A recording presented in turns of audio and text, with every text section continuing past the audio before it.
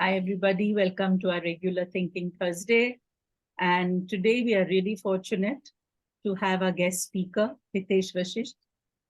What do I say about him? But I was just reading about him on the internet, and I found something very interesting. So Hitesh is somebody who believes in creating deep shifts. And he also encourages people to experience joyful reality, the inner and the outer.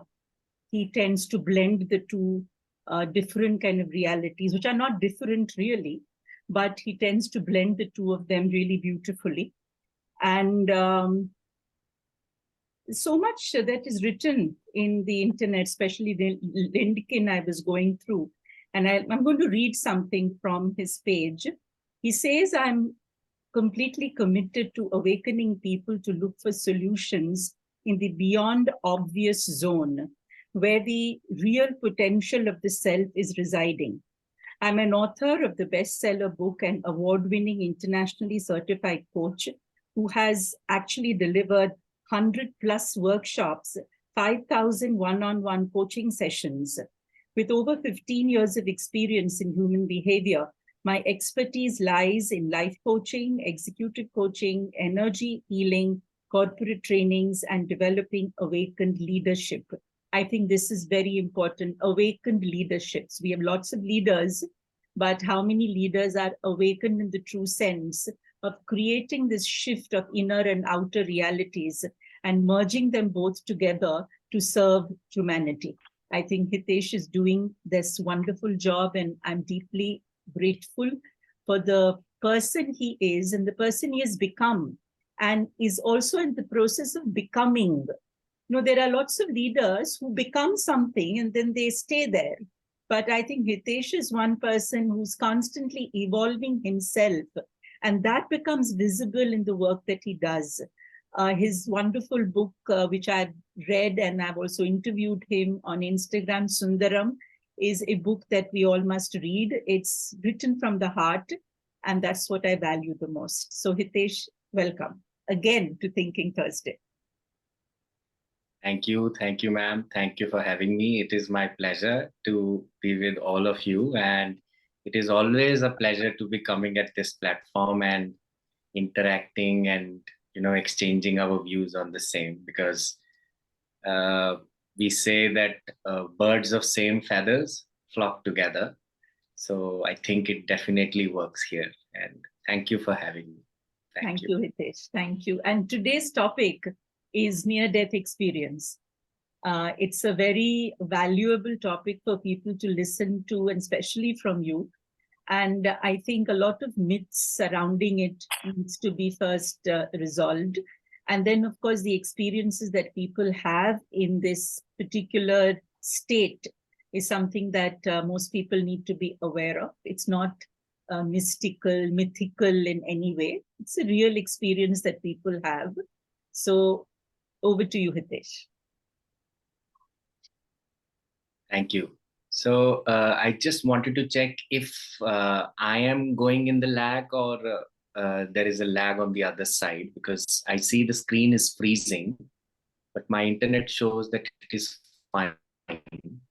I hope if anybody can give me a thumbs up, I'm absolutely audible. Yeah. And yes, you're absolutely audible. Yeah. Great, wonderful. So friends, today we are going to be talking about the near-death experience.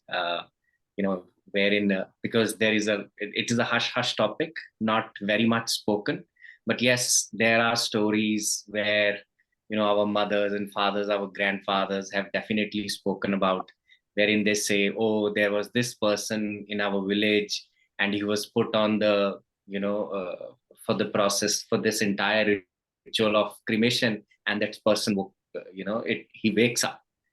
And then there are some other stories around wherein a person is dead but the person is revived.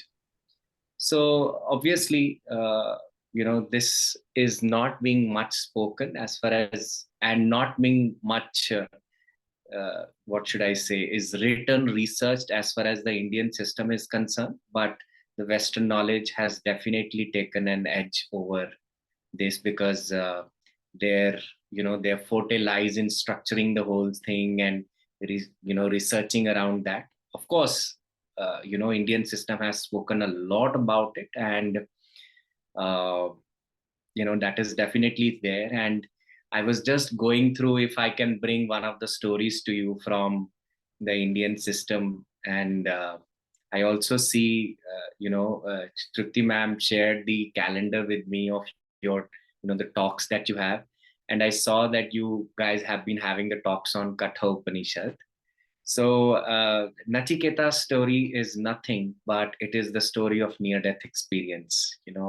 He experienced the death and then he revived from the death. So whatever experience he had of speaking with Yamidharmaraj is nothing but having an interaction with a being of light. And those are the insights that he's bringing up with him. And you know uh, and that's how the whole the flow of his life changes after that. So going forward, I think all of you are aware of Nachiketa's story because since you all are going through Katha Upanishad. But yes, I will also share some of the documented case studies. But before I share, I'll also share my near-death experience because that is how it brought me, to the fact that yes, this definitely exists. So when I was in 11th standard, it was my sister's birthday, and I very clearly remember that it was 27th November 1996. So that time, there was a party at home. It was my sister's birthday, and my sister was, busy with her friends in the kitchen. So they were cooking something, and they were, trying new things, and more people were about to come. And so I was in the bedroom with one of my cousins because I lived in a joint family. Uh, so, boys usually their play is like punching here, punching there, and, trying to tease each other. And that's what we were doing. And in that whole punching and, kind of irritating each other, he pressed my Adam's apple. And when he pressed it, he squeezed it in such a way that my Adam's apple from here, it moved here. It absolutely moved here. And he did it very quickly. It did not take him time, but he pressed it in such a way that I completely moved out of the body. And I very clearly remember that I saw myself from up.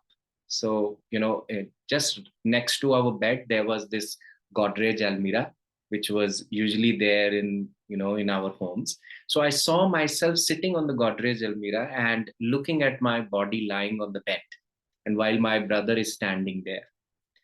So I had a very clear glimpse of it. And in that moment, I also experienced one of my kindergarten teachers. Rather, she was my very first teacher, and her name was Kajal ma'am. And I saw that she's sitting next to me, and she's saying, "It is the time for you to go back." And I really don't know what happened, but I just remember that she gave her a very strong presence of herself, and that's how I moved in the body.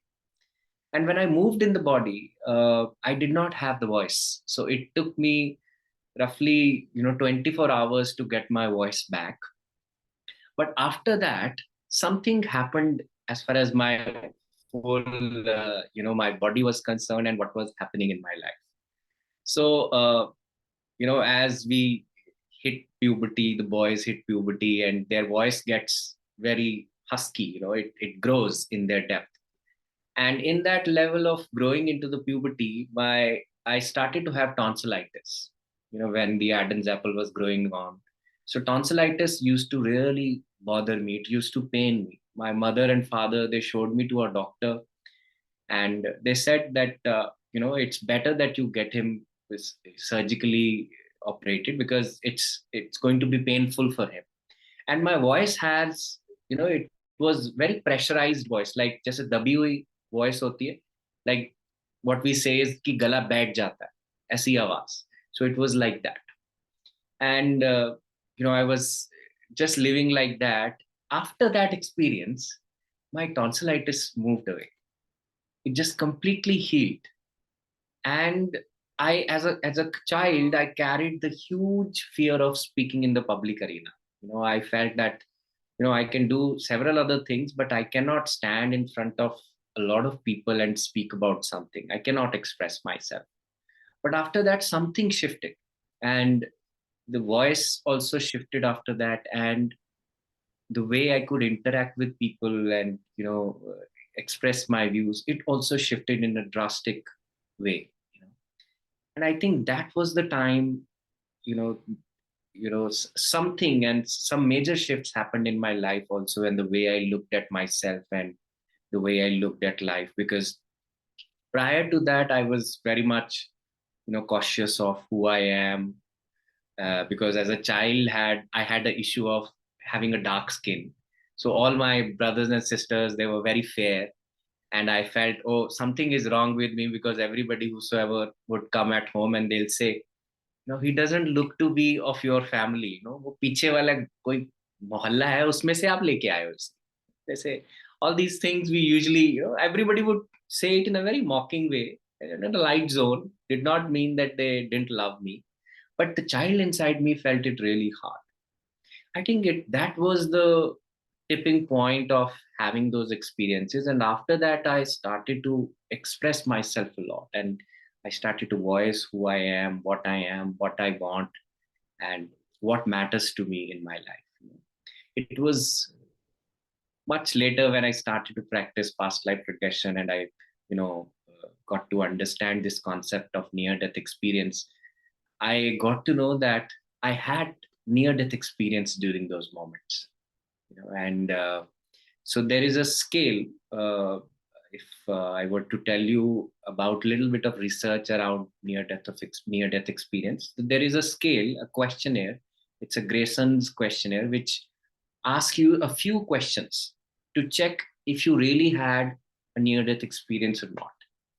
And when I took that questionnaire, and I found out that yes, my score was far above the average, and a lot of symptoms which were spoken as far as the near death experience was concerned, I had a lot of experiences. So that really assured, and I tried exploring, what happened during those, those 2-3 seconds, roughly, I would say not more than 10 seconds when I was not in the body. What happened during that time? What actually, is what that I processed during those 10 seconds. And that's what I explored during one of my sessions with one of my friends, and a lot of insights came to me. So this is one such thing about my own near death experience. Of course, there are some very well researched and well documented near death experiences also. One such experience, and I'm sure you all must be aware of, you must have read the book of Anita Moorjani, right? And she's spoken about her own near death experience wherein she had Hodgkin's lymphoma cancer. And while she was going through that whole procedure, she vacated the body. And after that, when she revived, she came into the body, her cancer started to reverse. And at the same time, she could express what happened with her when she died. What did she experience in those bardo planes and metaphysical planes? She could speak about that. And that after that, she has been a spiritual teacher, and she's been talking about that and the experience of love, how that reality is in love with us, how it lives inside of us. So that spiritual understanding came from that very experience, and that's what she made it a purpose for herself to spread it, in the world. Another case I wanted to share with you is of Vicky Umipek. How many of you have heard of Vicky Umipek? Nobody. Okay, that's a very interesting case. Vicky Umipeg, when she was born, her optic nerve, basically the nerve which helps you to have a vision, it got destroyed. So congenitally, if you can say, by birth also, she was blind. Vicky Umipeg was blind, and she lived her life like that. And in the adult time, there happened a time when she met with a car accident. And when she met with a car accident, she was brought to, the hospital, and she was put on the stretcher. She moved out of the body. She left the body. And when she left the body, she saw everything that which was happening out there, the discussions between the, people who were in the OT, and what were they talking about. Everything she understood, and she could see that. And the moment she came back in the body, she explained everything, right? Not just the talks of what she heard, but also what she saw, to an extent that she could also tell how does her ring look, her engagement ring looks. She could also speak about that. And doctors were surprised at how come she is blind and she cannot see, but she's explaining it in such a precise way as if she was present. And that raised a lot of alarm, in the medical fraternity, that when people move out of the consciousness, it simply doesn't mean that you are not aware, you are not present, or you cannot make sense of what is happening around. It also speaks about the eternal validity of our own existence, because that's what they got to understand from this whole concept. And a lot of questions came into the picture that how can she see, it is not possible. The biggest thing she said, that if I was blind, how could I see?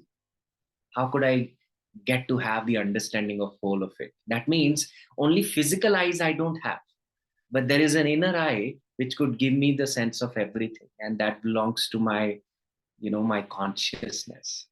And apart from that, there is a lot of research which is being present, by Dr. Raymond Moody. If you haven't heard of Dr. Raymond Moody, you can read his books and research that has been done on near death experiences. And one such book is called Life After Life. So he's been speaking about that, and a lot of such a wonderful master, because he has dedicated all his life to near death experiences. He's just worked with people who have experienced, who's gone closer to death, tasted it, and they have revived themselves. And what happened to them during that taste. So he's explored that very segment with them in the regression sessions, and how it has brought changes in their life post, the sessions, or in a way, what were they before or after. So that is what he has explored with all of them. So, what I'm going to be speaking to you today are about some, it is based on the research. So these are the certain elements that people have found out when they experience near-death experience. These are the elements that have been usually experienced by people. Any of you out here who's had a near-death experience? Anybody who knows it? Hello, Hitesh. You made a documentary on me. I'm Indu. Okay, I guess I have, Induji, I've met you. Yes, for Life Positive in Delhi. You did it personally. You made a documentary on me. Yes, I remember. That's why I'm saying I think I remember you. We met in, so Induji was, one of in the one of the conferences. She was a demonstration for me on a near-death experience, and I think she had a near-death experience. Induji, why don't you start with your experience? It would be great to hear from you, because horse's mouth. Actually, I haven't got that documentary. I need to get it from you. Not from me, but we have to check it with the academy. Acha, okay. Yeah, Okay, with Dr. Newton then. Yes. All right. Would you like to share something about your experience, what happened, and All right. So I remember I filled up that form, that questionnaire, which you and it was freakish that day, because there was this huge hall, and I went and sat down, and the gentleman next to me gets up, and you come and sit next to me. That's right. Yes. And then you get up and go to the platform, and you ask, has anybody experienced NDEs? And I think there were 3 hands. And then you gave us this questionnaire to fill up the questionnaire. And I guess I had the maximum marks. So then of course, I went through the entire thing where you had the cameras on and you regressed me, and I went back to what I actually experienced. And so I was operated on in 2000. I had a cervical fibroid, which they had to, have it through the laser. But I believe that while they were doing it, that machine, that laser machine, it broke inside. So they put some more anesthesia. And after that, I don't know, I couldn't take that anesthesia or whatever it was. But then immediately, I found I was in a maze, where this light, I felt myself to be a light, and all these other lights were coming towards me. I could feel, so I had that awareness. Oh, this is the end. This is the end. And people were coming. And during that session, the kind of questions that took place, they were not in my vocabulary. And I was questions like, what is the origin of life? And I remember one specific answer talked about macrocosm and microcosm, which I had not been, I wasn't even aware of it. And then there were this voice of two spiritual guides of mine. And sometimes even today, after so many years, 23 years, there was this mocking laugh when one of the guides started laughing and saying, oh, she won't understand. No, she's not aware of it. She won't understand. And the other was a little more friendly. And that is the point where I started, when I revived back. But before that, after all this happened and I started seeing my end coming, I said the words, oh God, I haven't finished my duties yet. And the moment I said, oh God, I haven't finished my duties yet, there was this beautiful bliss. I was in this beautiful light, this blissful light. I mean, that is the ultimate. It is the ultimate glory of everything. And this blissful light. And I mean, it's like your every cell getting ignited. Every cell gets ignited. And after that, there was some kind of astral traveling too. There was this astral traveling where I was really traveling into space. And after that light, suddenly, I came back into the body with such a thud, and they were trying to revive me, putting those shocks and things like that. And that day was my wedding anniversary too. And, my mother and my husband were sitting out saying, it was supposed to be a 2 or 3 hour surgery. It was 6 hours, and the doctors were not saying anything. And when I came out, I was in such a state of bliss. And I wanted to tell everybody, but I don't think anybody, they said, okay, it's thankful that you've just come back. But after that, the most freaky thing was that I just started going to the libraries and looking for the journals. And the first journal that I pick up on ND, I open it, the mid page, and it is exactly the same wordings that I go through. And she asked about macrocosm, microcosm, and then it says that, so the lady asked, but oh God, I haven't finished my duties yet. And God sends her back. And the same lady has a cardiac arrest at 70, and she says, I haven't danced enough. And he sends her back again. And I love dancing also. So I'm prepared for that other cardiac arrest at 70 now. So I mean, but then it's been very, very enlightening. It's very, very enlightening. I then got into a lot of other things and a lot of other healing modules. But now I'm doing quite well as an astrologer. Wonderful. Yeah. So a lot of people, yeah. It was, thank you. And yeah. It is so wonderful to connect with you here. I guess. I know. Conference happened in year roughly, I guess, 2014 or something. And yeah, 2000. Yes. Today. And in holiday home. Yeah. So there is always a. I try to get that documentary. I'll just ring up. I thought you may, nay, it's with Dr. Newton, then Yes. maybe, yeah. All right. Thank you. Thank you. Thank you. So friends, so many of us have had near-death experience. If you speak about the research says 1 out of 10, they have had near-death experience. It's just that we don't know that what is it about. And there are some very weird cases also wherein people are going for root canal treatment. And the moment they get the anesthesia, they have the near-death experience. There are certain registered and documented cases belonging to that as well. So, of course, there are a variety of near-death experiences. So, what I'm going to do today is I'm going to be sharing certain elements that people have experienced as far as the near-death experience are concerned. So that, and these elements are based on the research which is being done on thousands of case studies by Dr. Raymond Moody. So he could do some factor analysis of all those sessions, and he could narrow them down to certain factors which were common in people, which were majorly found in many of the cases. So let me start with the very first one. So I'll be speaking to you all one by one of those elements in one after the other.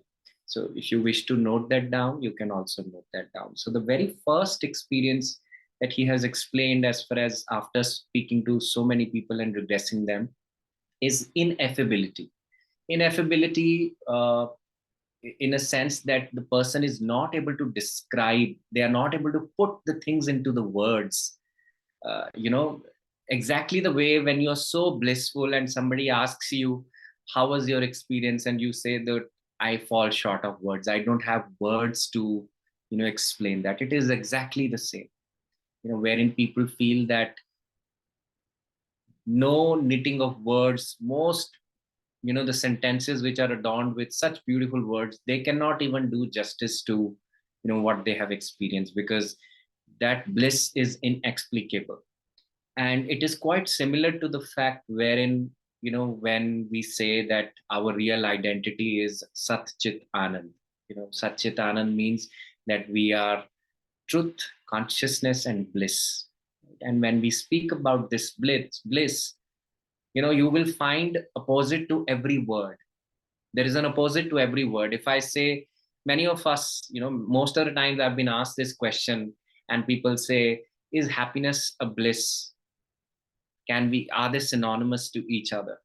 But the opposite of happiness is sadness. What is the opposite of bliss? What is the opposite of ananda? There is no opposite. That is why, if you see all these great beings, great masters, they have been given Ananda behind their name or ahead of their name. Yogananda. All of them have been given, most of them have been given Ananda around their name. Chinmayananda. Because it speaks about that space which is one, where there is no, synonymous to it. There is no two to it. So it is the only Vivekananda. Vivekananda. Right? So it speaks about that. So that which cannot be expressed, but you can experience it. It is the truth. Truth cannot be put into words. If you say, oh, I put the absolute truth into words, it would not be possible, because the beauty of truth is something that it can further expand beyond your words, beyond your definitions. And that's what Ananda is about, that you cannot put it into.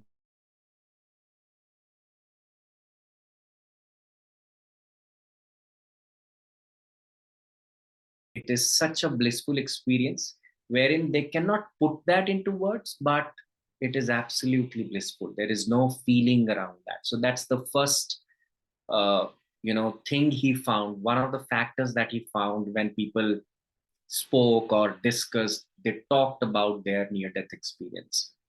The second thing he spoke about was this element called hearing the news. Hearing the news means when they hear the news that the person is no more, or what should we do? This person cannot be revived. He's nearing death. So that's what is called hearing the news, that they are able to listen to people speaking and conversating with each other, wherein they discuss that this person is no more, or this person cannot survive. By the way, if we have to go with the absolute definition of near death experience, near death experience means a person is being clinically declared dead. His vitals are not working, or this is one such situation. And the second is the person is so close to death. They've just at the cusp of crossing. That is what is being said as near death experience. And once you have it, you come back, you regain consciousness. That is what is being termed as near death experience. So the first one is ineffability, and the second is hearing the news, wherein people hear that they are not able, they are no more. The third thing is called the feelings of peace and quiet. The feelings of peace and quiet. So suddenly, from all that hodgepodge, wherein people have experienced, let's say, near-death experiences because of certain accidents, let's say certain surgeries that have been happening, because there's a lot of noise going around. As soon as they experience a death, all the noise dissipates, and they experience a sense of absolute stillness, where there is so much of quiet, as if that quiet that they have never experienced so far. So such is the level of quiet people speak about.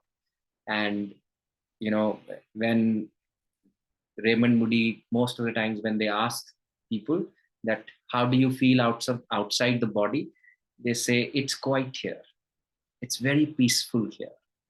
And that is how he started to realize that this is one such factor which cannot be ignored, which cannot be sidelined. And the fourth one, he says the noise. So where he also speaks about the feeling of peace and quiet, he also speaks about the noise. Now, if I were to put some more understanding as far as the element of noise is concerned, I'll give you an example of a transistor. For example, you move your transistor, like you're tuning from one station to another. The moment you tune from one station to another, between that, there is this noise wherein, the transistor is trying to put it into the alignment with the station that you're trying to, bring it into. So that noise. So it also speaks about the transition from the physical plane to the subtle plane. And that's how that noise is being, experienced, because it's like, you are attuning to the new frequency. So noise is being, hinted as a sign wherein the person is getting attuned to a different frequency, different vibration, because they leave behind, all those baggages, and, they're coming into a state wherein they're much more lighter. And post the noise, people say that, yes, it is a lot of peace and calmness that they experience here. And the next one, they speak about tunnel. So people have spoken about tunnel, like a dark tunnel that they travel through. They've also explained it in a way like a cave, a cave that they go through, or a chamber, a cylinder, something like that. They have put it differently in their own ways, but all of them have been trying to speak about the tunnel that they are crossing. Mine was like a maze. Maze. It was Absolutely. like a maze. Yes, It was yes. like a maze. It opens up like this, it keeps. Yes. Yeah. So that also speaks about an experience wherein a person is moving from this reality to a reality which is beyond time and space of our reality. It's like when a person shifts from the time zone to something which is timeless, they experience the level of moving through that tunnel.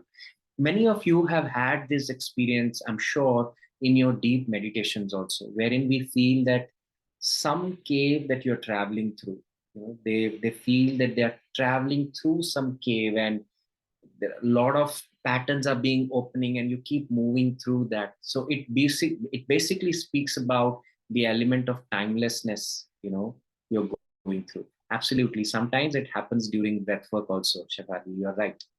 Because when we do breath work touches our thymus region, and when it touches thymus region, it actually takes us into the zone of, the collective rather than the individual. That is nothing but the movement from the time space to timeless space.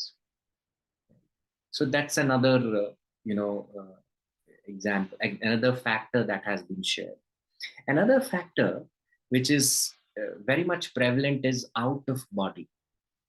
So people experience, Induji just spoke about her astral travel. So astral travel is nothing but an out of body experience, wherein people move out of their physical body. And I also experienced an out of body wherein I saw myself from up, while I was sitting on that Godrej Almira, and I saw myself from there. It is an out of body experience wherein you move and then you come back. So what happens when somebody moves out of the body and they make a choice to come back? What is the difference here? Because death also is nothing but a movement out of the body. But when it comes to out of the body through near death experience or any other way, well, I also want to share that many of you have out of body, many of you have had. Why? Because 1/3 of our life goes into sleep.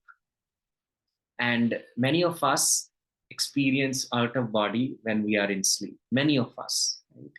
At times, the things that we experience as dreams, they are nothing but also out of body experiences, wherein you move out of the body, you explore other dimensions, and after that experiencing, you come back.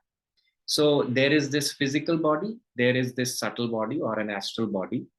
When the person moves out of the body, there is this cord that keeps you connected to the body, right? Like you must have seen that from Vishnu's navel, the Brahmaji was born, right? So Brahmaji is basically shown as the astral self of Vishnuji. In the same manner, we also have an astral self. So astral self is the self of energy. So Brahmaji is also about energy. He creates through his energy. Whatever he thinks, it manifests. So that's what his energy is around. Our astral body exactly works like this. Our astral body is the storehouse of, it is our thought world. Whatever thoughts we are holding in intensity, we experience that in the subtle plane. So our astral body is being held by the physical body through this cord called silver cord. We are held through that. It's like a kite holding to a string, and that string is in the hand of the physical body. And as soon as there is, the work is over, the astral travel is over, or the outer body is over, the astral, this silver cord, brings the body, the subtle body, back to the physical body. That is what the out of body experience is about, or near death experience is about. Contrary to the death, in death, this cord is snapped, it is cut, so that the person never, the subtle body never goes back into the physical body. So that's the only difference in the out of body, which is experienced either through sleep or through near death experience, or the death, the actual death. So the only difference is that in the first one, you are able to come back to the body. In the second one, you are never able to come back to the same body. So people have reported that they feel that they are floating, they feel that they are moving with the speed of light, as if they are like levitating, they are flying, or they feel that they are falling off from the cliff. Basically, they're speaking about the speed, because when we are in the subtle body's speed is fast. It's a lot faster than what we experience in our usual, in our usual body. It is a lot faster than that. And that's what they've been experiencing, because astral body is nothing, it's the body of light. So if it is the body of the light, it has the capability to move with the speed of light. Okay. So, and that is why it is being able to, travel through a lot of dimensions with a blink of an eye. It is able to, move across and come back to the body in very few seconds. Okay. So that's another, element that has been noted, which is out of body. And the next one is called weightlessness, wherein people say that there is a sense of weightlessness that they feel. Why weightlessness? Because the very nature of our subtle is weightlessness. Well, that's a different story because of, our own Vishay, Vikar, and all those Bhog, Vilas, and Vasanas, all our illusions and the things that we hold on to our heart. We make our subtle body dense. It gets to have a lot of weight. But the very nature of our subtle body is light. And that's what they experience. They experience a sense of weightlessness. And they feel that when they move out of the body, they also explain that the weight is left with the physical body. It is just left with the physical body. I'm sure many of you are therapists here. We usually give one command when we speak about, regressing the person. We say your physical body is getting heavier and heavier, heavier and heavier, heavier and heavier. Why do we say that? Because the more the body, physical body is heavy, the more active your subtle body is going to feel. You notice that when you are in deepest of your sleeps, you really don't know where you are, what you are, who you are, where you are sleeping. But that sleep is the most healing sleep. Why? Because when you access that weightlessness in that, where the physical body is heavy, that is what brings us, to the very nature of our soul, that we are not this physical, we are much more than the physical. So they definitely report about, the weightlessness of our own nature. The next thing that they have spoken about is meeting others.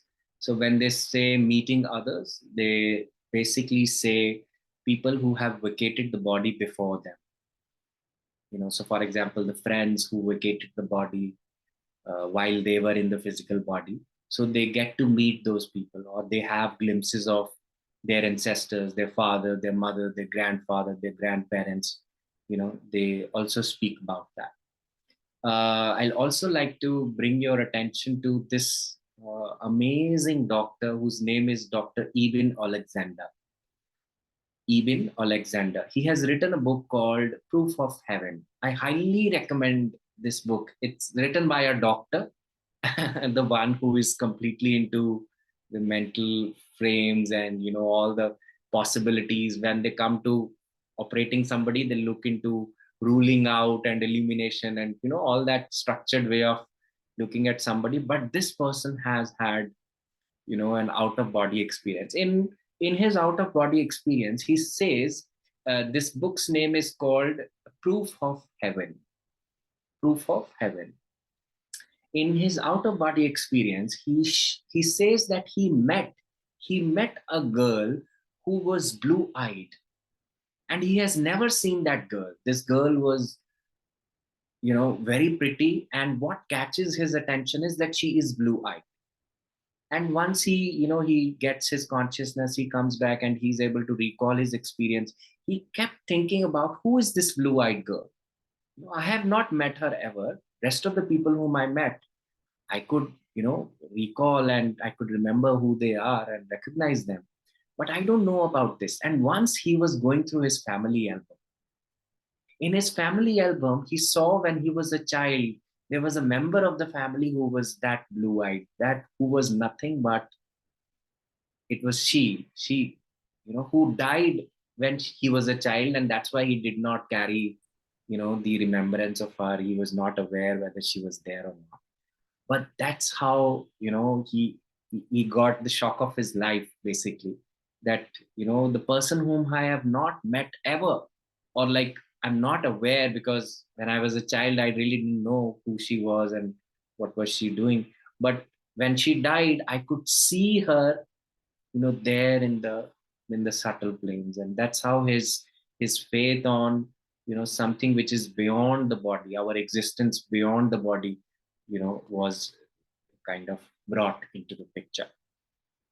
So meeting others, like in the same manner, people whom you love, your friends, your family members, people who have died before you, they have reported that they get to meet such people. Like for me, I get to meet my kindergarten teacher, my very first teacher of the school, and she holds a very deep place in my heart. Why? Because after my mother, if somebody has loved me unconditionally, it was she. She loved me the most, and that's how I experienced that she is, she's somewhere there, and she tells me that no, it is a time for you to go back. The book's name is Proof of Heaven by Dr. Eben Alexander, Alexender, Eben Alexander. Okay, so this is another factor, which is meeting others. The next one is called beings of light. Well, if you get to meet the beings who have lived with you, like your family members or your loved ones, you also get to have the opportunity to gain insights from the beings of light, like ascended masters and guardian angels or spirit guides, and so people have spoken about them. And so they get to have conversation with those people, and they are able to get a review of their life. They are able to make more sense of their life. It's like speaking with the spirit, because when you interact with the spirit shows you the mirror. Where are you? What are you doing? And it's not that the mirror is shown in a very harsh way. It is shown in a most loving and in a very, very soft, gentle way, so that the inquiry rises from within rather than being pushed into something. So that's when people talk about meeting with the beings of light, in their sessions. And also, along with the beings of light, they also speak about the review, that they see that the glimpses of the life which they have lived moves in front of them. They are able to go through the different scenes, and they move in such a fast way, as if there is a film that is being played in front of them. And as this film is being played, they get to have a self inquiry on their own self as to what is it that they could have done better, what is it that they can do now. So all these questions around how they have lived and in what ways they have lived and how they can improvise further, and around their life purpose and all that, is also being put under consideration. And I'll also like to put your attention to the point wherein people have reported in the review, wherein they also change their life script. Like, they bring changes into the way they interact with people, the way they meet with people, or if they want to mellow their challenges, or they want to further add to the intensity of their challenge. Both the possibilities are very much available, and people have spoken about it. And next one they also speak about is the borderline, or like a boundary. So many of them have reported that there is a door or a borderline or a boundary that they're not supposed to cross. Because if they cross, that means there is no provision for them to be coming back to the same body. And in such case, the astral cord is going to be snapped. Right? So people have spoken like they hear their, like, an echo which is happening in the system, or their being of light saying, or their loved one saying, go back, or it comes from within that I should go back. This is not my time. Like Induji spoke about her experience, and she said that, oh, so much left with me, I have to go back, and I still do it. So there is always a provision wherein your free will can be honored, right? And the free will is honored basis that how much willingness you have to improvise with what you're going, like how much focus and willingness you're going ahead with your life now. Not like the way we lived unconsciously in the earlier ways, but now we have to make it much more conscious and live it in a much more wholesome way. So that's what they speak about, the boundary that they're not supposed to cross. And if they cross, then there is no provision of coming back. And the last point that they speak about is coming back, that they are being revived into the body. And when they are revived in the body, they have the glimpses of what, not like this complete glimpses. Some of them, they have reported like 50, 60. And some of them, they have reported about, the entire experience as to what happened with total clarity. Like there's a lot of clarity as far as their sharing is concerned. And that's what they say, when they come back to the body, they bring the healing, they bring, that learning, that understanding with them, in their physical body. So these are a few elements that, Dr. Raymond Moody noticed as far as when he did research on thousands of cases, and he found out that yes, these are the most prevalent ones and the common ones as far as the past, the near-death experience is concerned.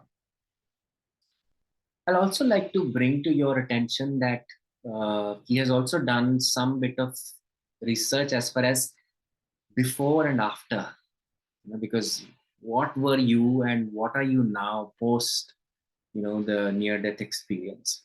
See, death is a great teacher. Let me tell you, if somebody can teach you about life, it is death.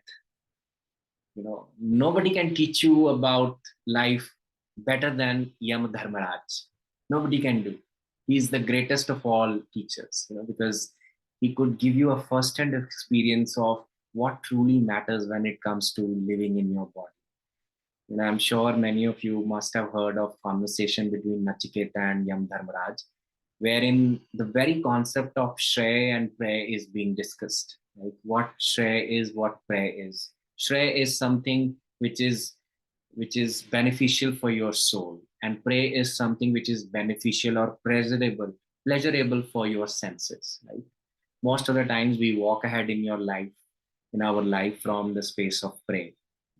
But he says what truly matters is Shrey, and if you are able to take charge of your life while you're living, then don't worry about your life and its charge after life, in the death stage. Don't worry about that. Then your life is being sorted. If you have lived in a sorted way, your life post-death is also going to be sorted. So that's what he's been explaining, through that. And also some of the changes which people have experienced when it comes to, the changes that they have seen post the near-death experience. The one is their view of life, their philosophy of life, how they look at life. Because earlier they were like holding on to things, clutching on to people, closing their heart, going into their shell, not opening up and wanting to hold things to themselves and living in that limiting nature. But as soon as they have the experience of that limitless self, they bring that experience. And their philosophy of life also changes based on that. They begin to live from the space of abundance, like there's enough, and I won't get anything if I hold on to things in my heart. I won't get that. And if I have this moment, I should live it in fullest of my potential. That's what, their philosophy becomes as far as, their life is concerned. And also a sense of timelessness. They bring a sense of timelessness with their own self. Not like that they begin to live in the timeless way, but it simply means more than time, what begins to matter for them is their timeless nature. The timeless nature that they belong to. What is their true reality? So when we talk about timeless nature, it speaks about our true reality of our spirituality. Who am I? Right? I am a timeless being living in the timed body. I'm a timeless being living in this timed body. I'm a timeless being living in this timed space, timed reality. So that's how, they have also come to terms with their timeless self, like, their eternal self. This is what we can, say right now. And next one is their attitudinal changes, like their attitude to life. They start to become sincere rather than serious or frivolous, to be very frank. Right? Life is neither to be lived seriously nor frivolously. It has to be lived with sincerity. So that's what they begin to realize, like, whatever I do it with sincerity. Because if you are serious, you are too hard. If you are frivolous, you are too soft. But between that is sincerity. Like, there is this verse in Tao Te Ching, which says that if you are hard, you're going to not survive. You will not survive, because a hard log of wood, a hard branch will break. It cannot survive. So that's what it speaks. So don't be serious in life. Don't be frivolous in life. Be sincere to whatever you do. So that's what people have brought as far as their attitudinal changes are concerned, and also a sense of purpose that they have brought with themselves, which is not just about their personal in nature, but also collective, and adding meaning to their life. And not just adding meaning, because obviously that is the very first stage. Having your own personal objective, personal way, your personal purpose adds to the collective purpose. Once you are able to live from your personal purpose space, definitely the universe never stops you there. It takes you into a zone wherein your presence offers, helps others in opening up to their own purpose. And that's what people who have spoken about their near death experience, like Vicky Umipeg and Anita Moorjani, Dr. Eben Alexander, they all have spoken about. And never to miss Nachiketa. They have brought great changes, reforms into the world, because they've brought the collective purpose along with their own self, right? I think these were a few more changes which he noticed, and people have brought into his attention, that that's what they have experienced post, and post their near death experience. Personally, for me, yes, a lot of things changed. As I said, that I was never expressive, and I started to honor, and I started to speak my mind, because I never spoke about that. And in a way, this also shared with me that I don't speak my mind. So I started to do that post that, and it came very naturally to me. Nobody taught me. In those times when I was in 11th standard, like 13 years, nobody told me about throat chakra. I didn't know about that, but it was in a mystical way. I was brought into those zones, and I think that's what in the near-death experiences. And yeah, I think I'm open to take questions if you have any questions and would like to share something. There are questions in the chat. Yes, I can take those questions. Okay.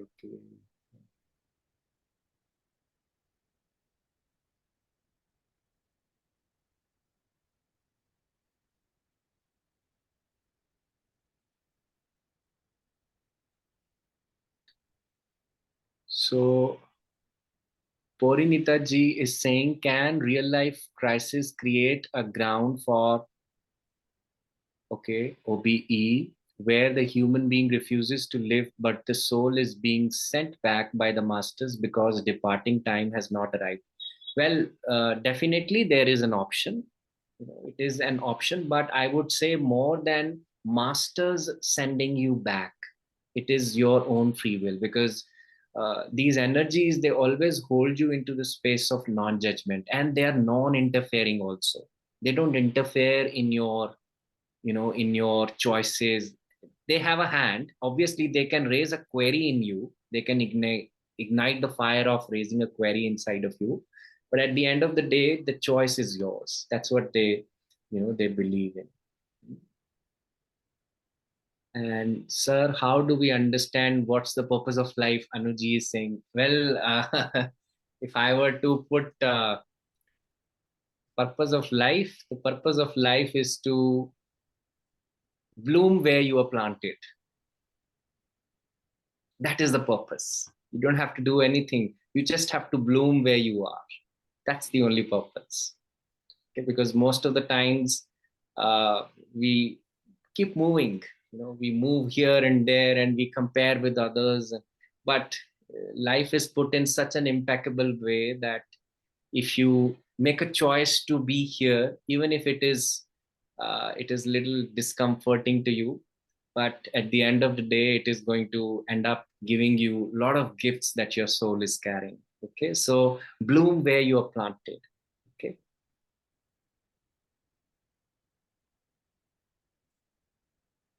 But if Right. someone And dies, I also feel that anybody who's had an ND, there's an immediate shift in consciousness. yes, yes, absolutely. The Absolutely. sense of awareness is absolutely there. And I Yes. also have a feeling that you sent back.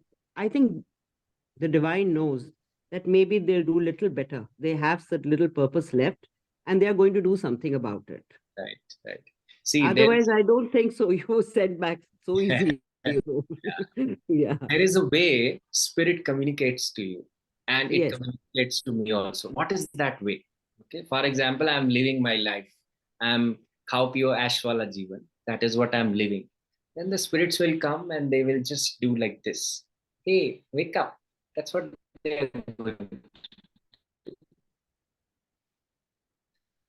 If Yeah. I don't get hand and just get into my own zone, and then they'll The come and one thing, yeah, and another thing that I've noticed is I sleep very deeply. yes, I don't dream. I sleep for those 4, 5, 3, 4 hours, and I've got this habit of getting up at 4 o'clock and just going out. yes, yes, I wonderful. just open the door and go out. And Yes. then I hardly meditate. I hardly pray, but I must spend that 1 hour outside at 4 o'clock. Mm, wonderful. Thank you. That I don't know. Yes, That's yes, that. it makes Yes. sense because the shift speaks about the shift in our consciousness, as you mentioned, the level of our awareness, the philosophy of our life changes, and the very end point that what truly matters to me. This answer changes. The whole answer changes, right? So coming back to what I was saying, the how spirit communicates. Once I ignore this, then the spirit comes and whisper in my ear, and they say, "Hey, wake up! You have to." I leave that also, and then if I keep leaving their signs, if I ignore them, then they'll hold me from here and they'll give me a jerk. Usually, in near-death experience is nothing but that jerk. They're giving you that jerk. There's something else that you can do for yourself, and there's something more that you're missing on. And usually if people are ready, if they are open to that, they bring that realization to improvise over what they have been doing. Okay, next question. Aditi says, but if someone dies so accidentally, suddenly someone is arranged to check on him to tell to go back, and that person is mostly related them. Okay. Well, to my understanding, uh, can you reframe your question? But if someone dies so accidentally, suddenly someone is arranged to check on them to tell to go back, and that person is mostly related to them. Aditi, you have to reframe your question for me. I'm sorry, I'm not able to gather much sense of it. If you can reframe that, I'll answer. Okay, it should be. Unmute करिए Aditi अपने. I think what she means is if somebody is an accidental death, will the message go to person A to communicate that he has to come back? I think something like that, Aditi, you say? Somebody else gets the message to communicate? Right, right. So, well, the cases have spoken that there are both the possibilities that are available. Sometimes the guide tells you go back. Sometimes there is an inner realization that comes to you and says, hey, it is not my time. I have to go back. So both the possibilities are available. Okay. I think what she means, Hitesh, is in It should be Anita's book. It's the father and the friend who tells her that she has to go back. Remember? So I think that's yes, what she's trying to say. go Maybe back. Yes, yes. message could Right. come from Well, someone who's all I passed. want, yeah, yes, all I wanted to bring to your attention, Aditi, is that all these experience, because they are in the space of expansion, they are in the in a high vibratory plane. And since when we speak about high vibratory plane, they are full of possibilities. So you cannot restrict them to a few possibilities or few possibilities. All the possibilities are available. So whatever permutation and combinations are available as far as passing on the message is concerned, they are available. So whichever way the person is able to, grasp that is what is being, given. So it depends from case to case. There is no rule of thumb. That is there that people have spoken that there is some guidance, be it from the outside or inside, which says that it is the time for them to go back.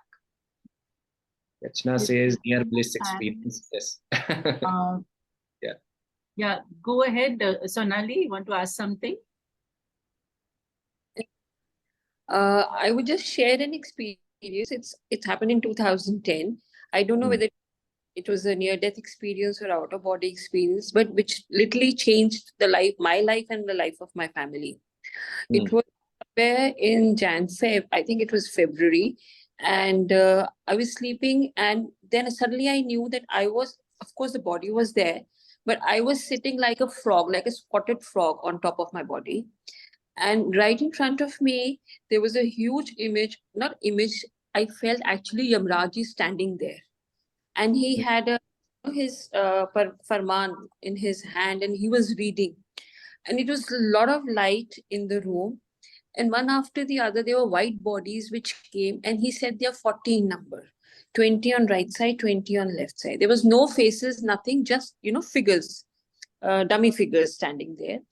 And he kept on reading, and that was the time I started realizing that something is not right. I mean, something is wrong. Why is he standing there in my room, and it's totally lit up room? So somewhere I started chanting my chant, and then I went back into the body. Till then, only my feet were in the body. Rest of me, I was sitting like a frog spotted on my own body. Next day morning, I called up my Reiki master and spoke to her. Okay, I've seen this, and it's somewhere, it's not okay, not that I'm uncomfortable, but it's not a comfortable situation also. She just said, pray, everything should be all right. And after 3 days, my mom got a stroke. She got a stroke, and that was the beginning of her downfall of health, going down, down, down. So, if I close my eyes, I can still see that vision. I do not know what it was, because I knew I was sitting on my body. I was not in my body. How would you help me to understand what I would like you to ask yourself this question. What changed in your life after that? That is there that your mother experienced some physical challenges, but as a consequence of your mother having a health issue, what changed with you? I slowed down in work. Okay. This life, I slowed down and started looking more into the paranormal working, because I understood it was there. I had a vision before when my father was going in for his bypass also. And I realized that there is something which is like a gift there is, and which I can help people in working it out. So this is where the change came in. Yes, so I think that was definitely an intervention. And at the same time, I'll also like to share that not all experiences of near death are physical in nature. Some of them are transcendental in nature. Like they are so much, in your own constituency that they are happening. You don't have to experience something which is extremely paranormal or physical in nature, but this is also one of the possibilities. What I suggest you is that, what I'll do is I'll share one questionnaire. It is a questionnaire by Dr. Bruce Grayson. So he has, led certain situations and incidents.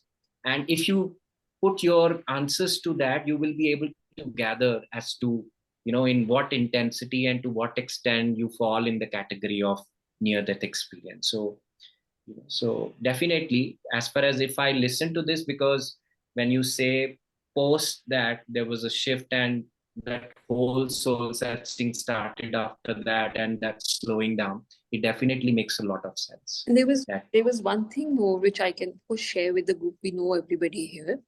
I was operated on for a gallbladder surgery in 1998.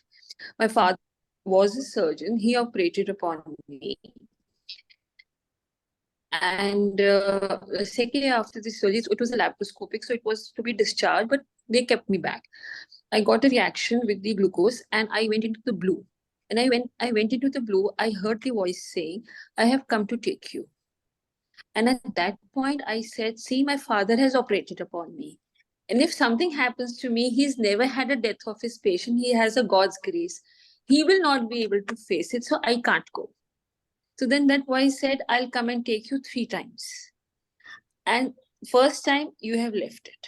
So it was like, of course, I was not given shock, but they gave all the injections and all, and I came back.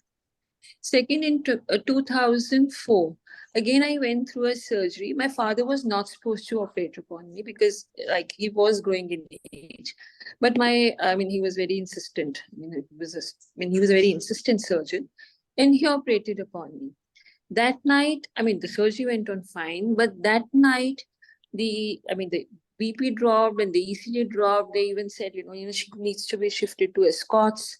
And we don't know what's going to happen. Like, you can't get her ECG. Something conversations were happening. So again, the same voice. It's a very, very sweet voice. We said, I have come to take you again. So I again, Papa has operated and he will not be able to bear that my daughter has gone because I have operated. Mm. It was like somewhere, whatever time, then it was out. I was out of it. So after my parents went, both my parents are now with Shiva, so they have moved on. So one day in meditation, I said, now you come for the 3rd time. Both my attachments are over. Now I'm ready to go. So I don't know. Mm. Now, Yeah. it's going to Now you have some more work to do. I think that's why you have it. Yes. You've been time. now serving. Yes, service is the great work. I think this experience makes a lot of sense, and it says that somewhere you had interaction and a kind of a visitation from your visitation there in the previous experience, at the same time their visitation to you. It speaks about that. And yes, because after that it's like, if I'm there has to be a reason. The reason is service to him. Everything else is there, but that's very basic, and it's very super. Yeah. Thank you. Thank you for. Sorry, Sonali, I think we need to move on. Okay. Yes, please go ahead with your question. Okay. Vedaiji, you want to ask?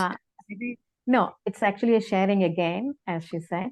I had this experience of I think it was out of body. Okay, in 2015, I was just chanting in my prayer room, Vishnu Sahasranam, and suddenly this happened, this huge light, and I normally close my eyes when I'm chanting, So this huge light happened, and I'm there. I know I am there, but not physically, but I could just feel my presence there. And there's something like a cord which was connected, which I saw that line I saw. Then it was there for about 10 minutes, I think. I started crying. It was like not a crying, it was howling, sort of, literally howling. And then it happened, and my husband came into the room and he saw that I was crying aloud, He came and he saw, and I know he's coming, he's there and he's coming and seeing me, but I have not opened my eyes. I know he's there. He went away. Then after 10 minutes or 10 minutes, I think, down the line, I calmed down and I just shook myself and I came back. I could literally feel it. But what happened is, after this, about 4 days, I was so weak. I couldn't even walk around in the house. I used to, hold the wall and walk.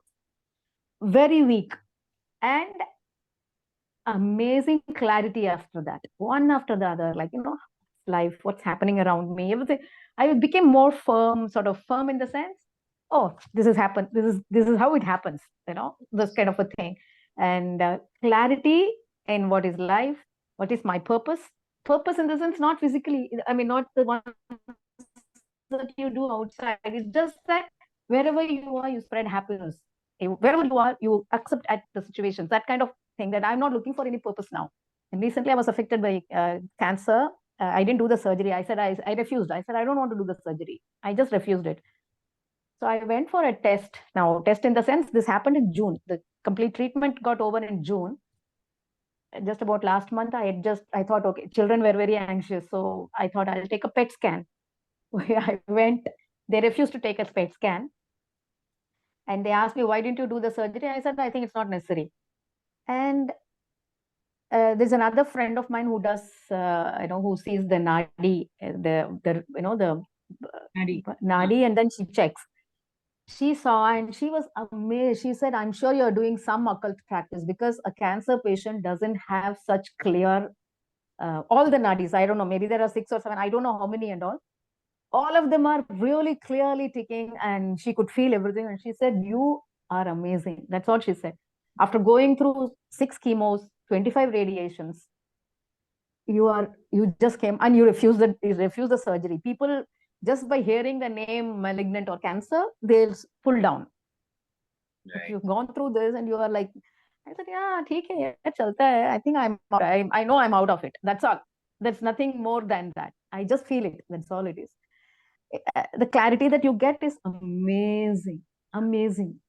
Everything that you see, you said, there's a smile in me and I'm just going through that. Yes. Let's just go through it. It's okay. It's an experience, So I just wanted to share that. Yes, And, yes. Thank you. Thank you for sharing. I'll also like to share that your experience is an out-of-body experience. Okay, it is not near-death experience. Okay, yeah, definitely. Yes. I'm aware of that, actually. Dipti ji, आपको कुछ पूछना है? Deepti ji, आपने hand raise किया है? Yes, yes. I think with this session, I had actually forgotten about this memory a long time ago. It happened when I think it was an out-of-body experience. I was maybe about 9 or 10 years old. And I remember sleeping at night. I was also in joint family. And, we had mattresses down. And I was sleeping. I wasn't deep asleep, but I actually felt my body raise up. I don't know what that is. I still haven't got an answer for it. But I'm just sharing it. Yeah. But I actually saw myself sleeping down. And I have a habit of sleeping on my back at that time. So I just raised just like this. Yeah. And just a few meters, and that's it. This is But out I of don't know what body. it was. Yes. Out of body. As I said that, see, 1/3 of our life goes in sleep. And if we are sleeping, definitely each one of us is having out of body experiences. It's just that some of us are aware and some of us are not aware. Or some of the experiences that happen, we are aware of that, like this experience you're aware of, but it doesn't mean that is the only ability of having out of body experience. But I wasn't deeply asleep. I think it was about 9, 10 o'clock. Yes, yes. I was actually half awake. Yes, yes. That's fine. Thank you. But I didn't see any changes or anything after that in me. But No, not a problem. I was very young. I was very young. Yeah. Thank you for sharing. Thank you, Dipti ji. So I'd like to share, Hitesh and the group. So we are talking about ND and to return back from a near-death experience. Let me share that an ND can take you towards the other side also. So my father passed away in 1999, 14th of November. And he, for the last 4 or 5 years before that, he was doing a lot of yogic kind practices. On Thursday, which is the 11th of November, 1999, he called me over and he lay down on the bed and he said, put your hand on my forehead. So I put my hand on his forehead, and in a couple of seconds, his forehead became cold, ice cold. And then after a few seconds, again, his forehead became warm. So he opened his eyes and he told me, this is what an out-of-body experience is. He was just kind of trying to show me what is an out-of-body experience. So I told him, Papa, don't do all this because you may not just come back to the body. So he again demonstrated it 2, 3 times. And it was shocking for me to feel rather, how a body feels, which is dead, like nearly dead, because obviously he had not moved away. So the silver cord obviously hadn't broken. He was returning and coming and going and coming. That's the first time I saw a demonstration by a person of how a body would feel if he is moving away from the body to a level where his body can actually become ice cold.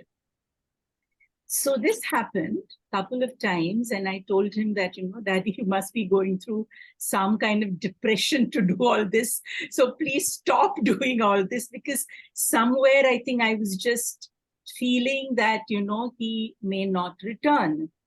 And post that, which is the 11th of, which was a Thursday, I remember, he demonstrated all this to me. And on Sunday, he passed away. So he was preparing. Sometimes your consciousness is preparing how to move out of the body. So sometimes an ND can just be like a step taken by your consciousness to begin the journey of moving out. Then when I spoke to his, he used to be at the institute, the International Yoga Institute in Bombay. He was writing articles for them, and also he'd done a yoga course and a lot of things there. So the person of the Yoga Institute, Hansaben, you can see all her videos on YouTube. So Hansaben, when I went to meet him, told me that your father has had, that this is not called death. This is a way that the soul transcends. You spoke that word just now, transcendent. He transcended the plane to move into a completely different plane of light. And he was preparing that so that he can move. When the time comes, he won't have to be stuck here. He will just move into light. And that's exactly what happened, Hitesh. The moment of his death was unique. He lay on his bed and he told me that there is a lot of light. So we were 3 people in the hospital room, and he says there's a lot of light. So, at that time, all your spiritual, philosophical mind disappears when your father is saying all this. And I put a towel over his forehead because I thought the tube light was hurting his eyes, And he said there's a lot of light. And the next statement he made is the path is clear. And he was gone. The monitor had a flat line. So what I'm saying is a near-death experience can also be, because he took exactly what Hansaben told me, 72 hours to pass away. So the Thursday till the Sunday afternoon, 2 o'clock, was exactly 72 hours. And that's the time a lot of yogis take to move into light. And that was my first introduction, I'd say, to what an out-of-body experience is, what is a near-death experience, how a near-death experience translates into actual moving out of the body, and what is actually vacating the body. Just before a second of when the consciousness vacates the body, what that person could be going through. So it was a textbook case that my father demonstrated to me, and always be thankful for that. And post that, my life changed completely. So sometimes your near and dear ones are already giving you signals, but we are not able to understand the signals. That's the problem. So they are already giving you certain signals that it's time for them to move. And that's the time not to interfere. Because I think our human mind tends to interfere with people vacating their bodies, and especially somebody who's done a lot of yogic practices, who's on the path. The time has come, but the time will be decided by him. Like you said, Hitesh, that the person knows when the time is going to come. We just have to be there to support the person so that the transition becomes beautiful. So I wanted to share this amazing thing about near-death experience. It's the most amazing moment of my life, and I'll never thank my father enough, because it's all his doing that pushed me on my own path of my own journey. I want to share this book with everybody. I don't know if you can see. It's called The Big Book of Near-Death Experiences. I don't know, Hitesh, if you've read it. It's by P.M.J. Otwater. Yes. Yes, it's a fantastic, it's a fantastic book. She's done research on 4,000 near-death experiences, and she's written this amazing big book of near-death experiences. I'll put it on the group for everybody to buy or have a look at it. I don't know if you get a PDF online. I have no idea. But some amazing research work has been mentioned in this book. And she's also worked with children who had near-death experiences. And she has worked with 200 such children. And she has written that these children, after a near-death experience, which could be on a OT table or anesthesia or something like that, their IQ went up. So some fascinating stuff has been written in this book. So all those who are interested in near-death experiences to know more about such things must read the book. So this is what my sharing is. Yes, Shefali, I'll put it on the Thinking Thursday group, right, Shefali? So everybody can have a it will go away. Huh? It's the book is The Big Book of Near-Death Experiences by P.M.H. Otwater, A.T.W.A.T.E.R. Otwater. I could make out from the author's name, not from the title of the book, but yes. So just in case you want to read more on NDE, it's a good, concise book. Raymond Moody and everybody have written smaller books, but this is a more research compiled book. So it's a good thing for us to read something like that. So thank you so much. And thank you, Hitesh, really for coming. And I think the discussion was so alive, people sharing, and that's really how we learn more. So thank you again. And Hitesh, last few words before we end. Thank you for having me. And I think it is wonderful, and the way you guys are interacting and exchanging, our thoughts and philosophies around, our own learning and life and living and spirituality. And at the same time, this place holds everybody in the space of non-judgment and non-critical attitude. I think that's the best part. My only wishes are that this keeps going, leaps and folds, everybody. That's my Mangal Kamna for all of you. Thank you, Hitesh, and let us wish Hitesh a very happy, Thank you, sir. happy बहुत Diwali. Unique Thank you, concept thank था you. पहली बार सुना Thank मैंने you. Same to Thank you you. so Same much. to you, everybody. Thank you. Thank you, Hitesh. thank you. Thank you so much. Thank you.